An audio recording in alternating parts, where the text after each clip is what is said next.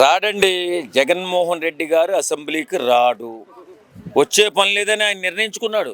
ఎందుకంటే రాష్ట్ర ప్రజలు ఏమైపోయినా, రాష్ట్ర ప్రజలు అన్యాయం అయిపోయినా, రాష్ట్ర ప్రజల్ని రాజకీయ నాయకులు దోసేసుకున్నా ఈయనకి మాత్రం పట్టింపు లేదు, ఏం లేదు. అతను మాత్రం మనం గెలిపిస్తేనే ఆయన సేవ చేయడానికి వస్తాడంట.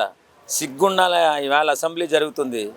అక్కడ ఏం జరుగుతుందో, ఎవరు ఏ ఏ కార్యక్రమాలు చేస్తున్నారో, ఏ రకమైన పనులు చేస్తున్నారో, ఎవరికి అన్యాయం జరుగుతుందో తెలుసుకోకుండా అసెంబ్లీకి రాకుండా కనీసం వాళ్ళ ఎమ్మెల్యేలను పంపాలి కదా. ఈయన చేత కాకపోతే వచ్చి అసెంబ్లీలో మాట్లాడాలా, పోరాటం చేయాలా, ప్రజల పక్షాన్ని నిలబడాలా.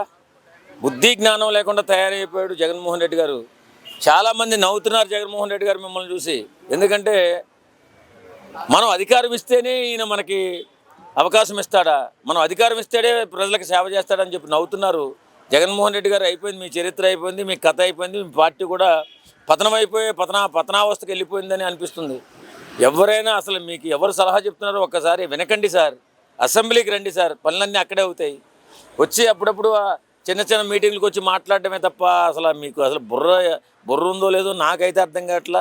మీ నాయకులు, మీ కేడర్ ఇంతమంది ఉన్నారు, కనీసం ఒక్కరైనా చెప్పట్లేదా, రే బాబు మనం అసెంబ్లీకి వెళ్ళాలి, అసెంబ్లీకి వెళ్ళకపోతే చెడ్డ పేరు వస్తుందని ఒక్కరన్నా చెప్తున్నారో చెప్పలేదో నాకైతే తెలియదు. కానీ ఖచ్చితంగా మీకు చెడ్డ పేరు వచ్చింది, మీ పార్టీకి చాలా చెడ్డ పేరు వచ్చింది.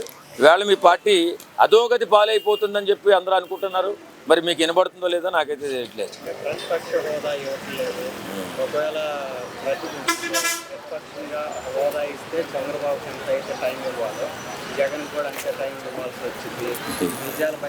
సిగ్గుండాలబ్బా, సిగ్గుండాల మాట్లాడేదానికి, సిగ్గుండాల. ఏమో ఆయన 18 సీట్లు నీకుంటే నేను ప్రతిపక్ష హోదా నీకు లేకుండా పోద్దన్న మనిషే కదా ఇతను. ఓ చంద్రబాబు, నీకు 23 సీట్లు ఉన్నాయి, అందులో 4-5 తీసేస్తే 18కి వచ్చేస్తావు, నీ ప్రతిపక్ష హోదా కూడా పోతుంది అని చెప్పిన మనిషే కదా. బుద్ధి జ్ఞానము చెప్పిన మాట గుర్తుండి పెట్టుకోవాలి కదండి. గుర్తు పెట్టుకోకుండా ఈవేళ మాట్లాడే మాటలు అవి.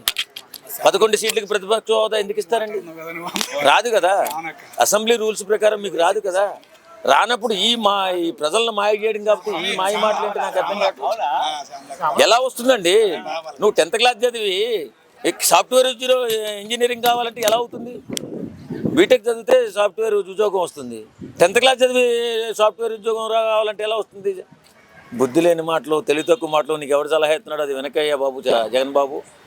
రా అసెంబ్లీకి రా, ప్రజలు అన్యాయం అయిపోతున్నారని చెప్పి వాళ్ళు వీళ్ళు అనుకుంటున్నారు. అది ఎంతవరకు వాస్తవం మాకు తెలీదు. ఆ వాస్తవాన్ని బయటికి తీసి వెలికి తీసి ప్రజలకు తెలియపరిచి మీకు ఈ అన్యాయం జరుగుతుంది, నన్ను గెలిపించండి, మీకు న్యాయం చేస్తానని చెప్పుకోవా వచ్చి. నువ్వు అసెంబ్లీకి రాకపోతే అన్యాయం అయిపోయేది నువ్వే, నాశనం అయిపోయేది మీ పార్టీని.